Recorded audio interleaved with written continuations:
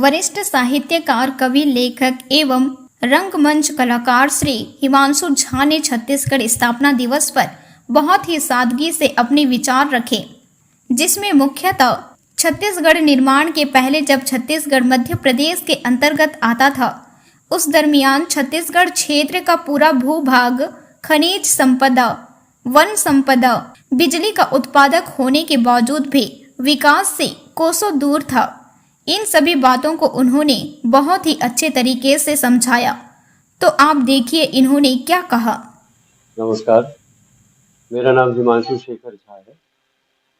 कुछ लिखता पढ़ता हूँ, कुछ फ्रीलांसिंग करता हूँ, कुछ नाटक वगैरह ये भी करता हूँ।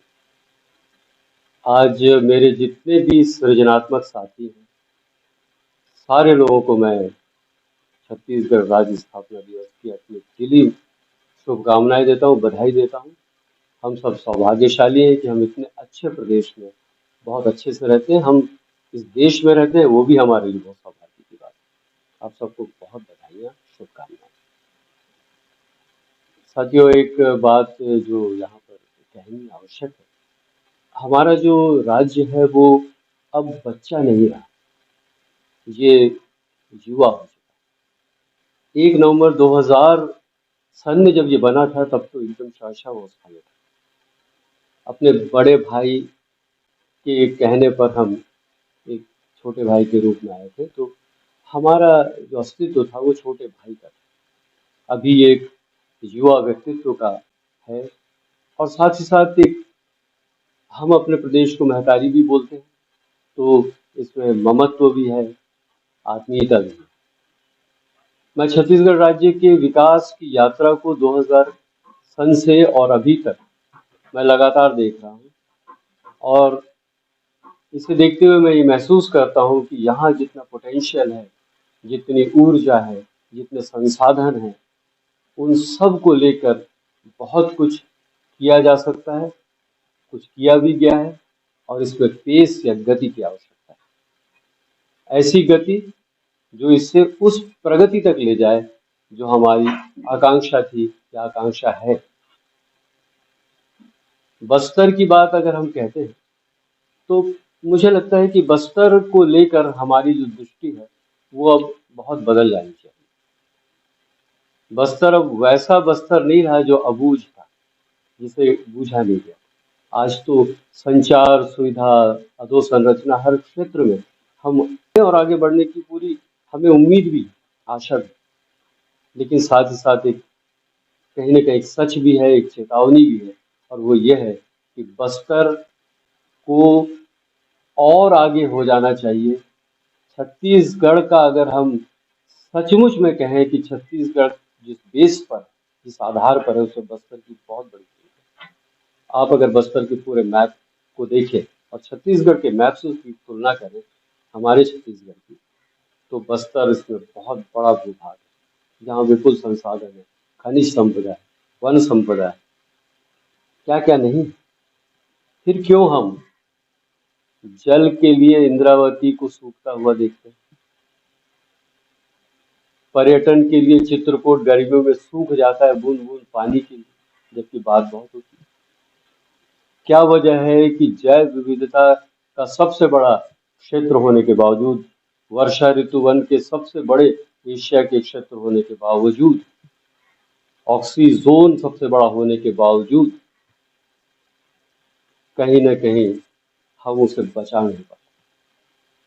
कोशिश है बिल्कुल, लेकिन जिस कमिटमेंट के साथ, जिस प्रतिबद्धता के साथ उसे बचाना चाहिए, उसके लिए बहुत कुछ करना शेष है बस। जंगल की बात मैंने की, जल की बात की। तीसरी बात मैं कहना चाहता हूँ जमीन की बात। जमीन के नीचे जो कुछ है वो तो हम निकालते चले जा रहे हैं, चाहे पानी हो, चाहे खनिज हो, चाहे आयरन हो।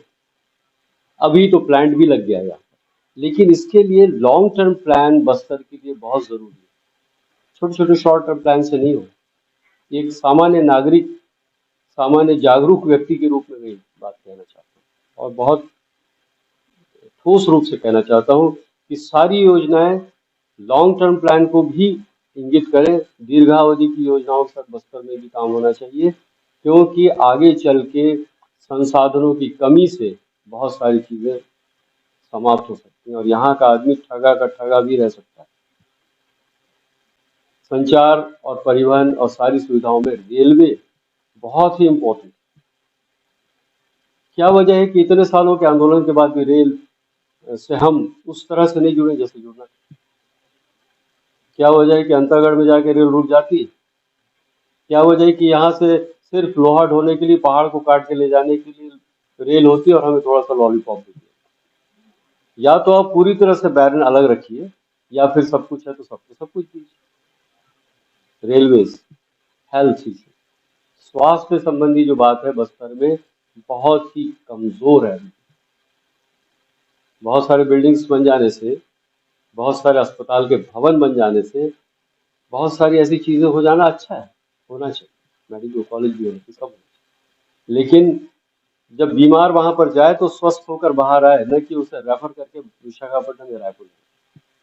ये हम सबके स्वास्थ्य की बात है, जबकि आयुष्मान भारत और खूबचंद बघेल जी की कितनी योजनाएं चल रही है। गवर्नमेंट की नीतियों में कोई प्रॉब्लम नहीं है, समस्या नहीं है, लेकिन साथ साथ में जो वास्तव में हमें उपचार की आवश्यकता है उसके लिए लोग चाहिए, मुझे ऐसा लगता है। और पर्यावरण, वानिकी, फॉरेस्ट्री, ये तो है ही, इस पर बहुत कंसंट्रेशन करना पड़ेगा। लघु वनोपजों पर प्रोसेसिंग जिसे हम कहते हैं ना, प्रसंस्करण की, ताकि आय मूलक गतिविधियां बढ़े, इनकम जनरेशन बढ़े, ऐसे नए नए अवसर पाए जाए, युवाओं को रोजगार मिले, सब लोग आगे बढ़े, ये बहुत जरूरी है। और बस्तरिया भाव जो है वो सर्वोपरि बना रहे, छत्तीसगढ़िया भाव भी ऊपर बना रहे, हमारे भारत का भाव ऐसे ही बना रहे।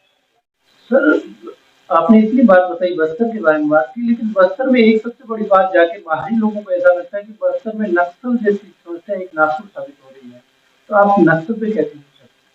देखिए, पहली बात तो ये नक्सल जो शब्द है ये मुझे बहुत ही पुराना या कहें कि आयातित जैसा लगता है। नक्सलवाद बहुत आराम से कहा जाता है, लेकिन यहाँ का तो है नहीं वो शब्द।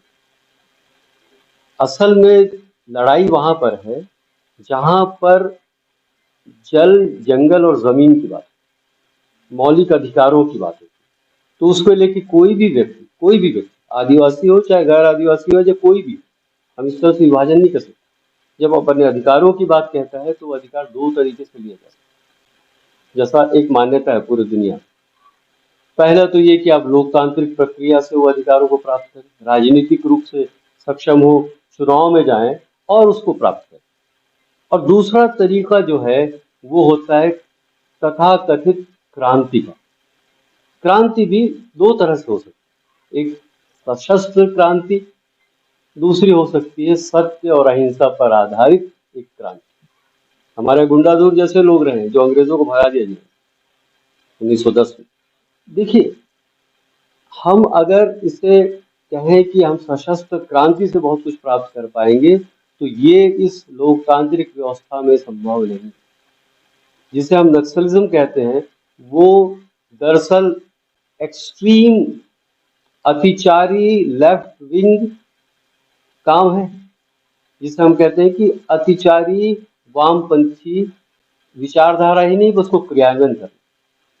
तो मुझे लगता है कि ये उतना ठीक नहीं, उतना क्या बिल्कुल भी ठीक नहीं कि लोगों को आप खत्म कर दें जो आपकी कथित विचारधारा के साथ में।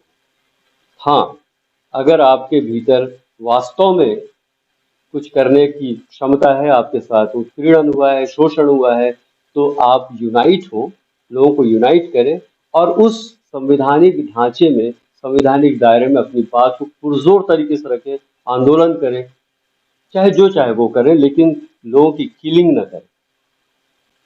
तो कानून और व्यवस्था का मसला बन जाता है और तब राज्य यानी स्टेट को उसमें इंटरवीन करना पड़ता है, तब वो आपको भी दबाए, जो उसकी ड्यूटी है लॉ एंड ऑर्डर संभालना, तो वो आपको, तो पुलिस का एक्शन होगा, फौज का एक्शन होगा।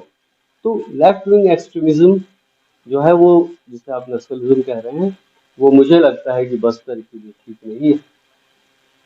पॉलिटिकल मूवमेंट हो या फिर थोड़ा और एग्रेसिव हो, पेशा कानून अच्छे से लागू हो, क्या प्रॉब्लम? हमारी व्यवस्था है, रेमेडीज है,